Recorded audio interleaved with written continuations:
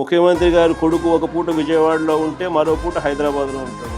ఇంకో పూట ఈ కొడుకు క్రికెట్ మ్యాచ్ కోసం పక్క దేశం వెళ్ళి కొలంబోలో మ్యాచ్ చూస్తాడు రాత్రికి. మరుసటి రోజు ఉదయం మళ్ళీ విజయవాడలో ఉంటాడు. మళ్ళీ ఆ సాయంత్రం విజయవాడ నుంచి ఢిల్లీకి పోతాడు. అంతే ప్రైవేట్ విమానాలే. లోకేష్ గారు ఎందుకు ఎక్కడికి క్రికెట్ మ్యాచ్కి వెళ్ళాలి? గవర్నమెంట్ సొమ్ము. నిన్ననే చాలా క్లియర్గా అనకూడదు కానీ గట్టిగా దవడ మీద కొట్టినట్టుగా నిన్న సమాధానం చెప్పే ట్వీట్లు.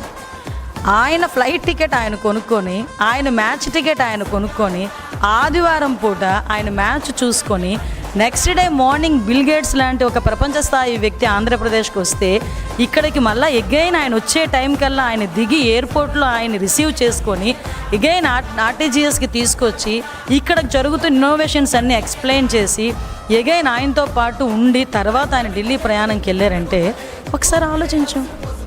నీకన్నా చిన్నోడు ఈరోజు యువ నాయకుడిగా అంత పేరు తెచ్చుకుంటా ఉంటే నువ్వు వీలైతే చూసి నేర్చుకో. దేనికి నీకు ఆ జలస్?